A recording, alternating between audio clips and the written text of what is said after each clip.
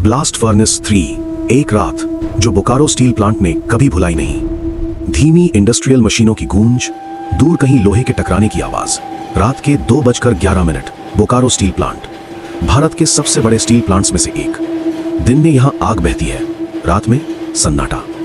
लेकिन प्लांट के अंदर एक ऐसा सेक्शन है जहां मशीनें बंद हैं, फिर भी आवाज आती है। ब्लास्ट फर्नेस 3, 12 साल पहले यहां एक हादसा हुआ था। आधिकारिक रिपोर्ट में लिखा गया तकनीकी गड़बड़ी, लेकिन जो लोग उस रात वहां थे वे कहते हैं कुछ और भी था। हादसे की रात 12 साल पहले, मॉनसून का मौसम था। रात की शिफ्ट, 3 मजदूर शंभू, रफीक और बिरसा। प्रेशर गेज अचानक तेजी से बढ़ने लगा। रफीक ने चिल्लाकर कहा, वाल्व बंद करो।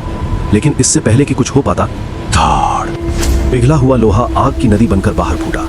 चीखे, भागते लोग, गिरते हेलमेट, तीनों अंदर फंस गए। सबसे भयानक बात, इमरजेंसी एग्जिट दरवाजा जाम था। वे दरवाजा पीटते रहे, चीखते रहे और मशीनों की आवाज ने उनकी आखिरी चीखें निगल ली। उसके बाद से ब्लास्ट फर्नेस 3 कभी पूरी तरह शांत नहीं हुआ। अमन की एंट्री। वर्तमान, अमन 24 साल, नया कर्मचारी। वो अंधविश्वास में विश्वास नहीं करता।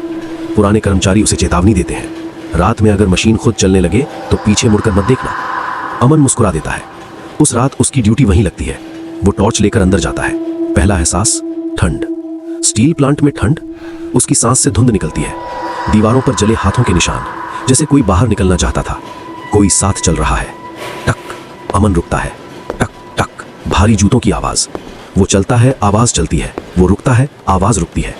अब उसके पीछे 3 अलग अलग कदमों की आवाज है, धीरे धीरे, समान दूरी पर, जैसे कोई गश्त कर रहा हो। मशीन जागती है। ब्लास्ट फर्नेस 3 अचानक अंदर से लाल चमकने लगता है। 12 साल से बंद मशीन। डिस्प्ले पैनल खुद चालू हो जाता है। तापमान 11 डिग्री सेल्सियस।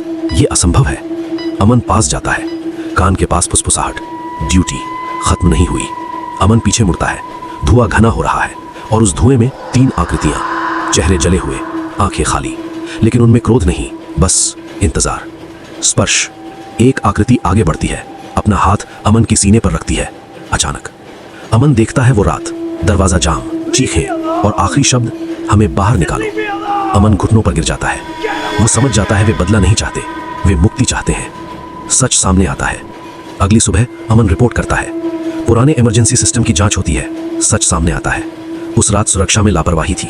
दरवाजा महीनों से खराब था, लेकिन रिकॉर्ड में सब सही दिखाया गया। अमन मरम्मत करवाता है, एक छोटी सी प्रार्थना करता है। आखिरी ड्यूटी। अगली रात अमन फिर जाता है।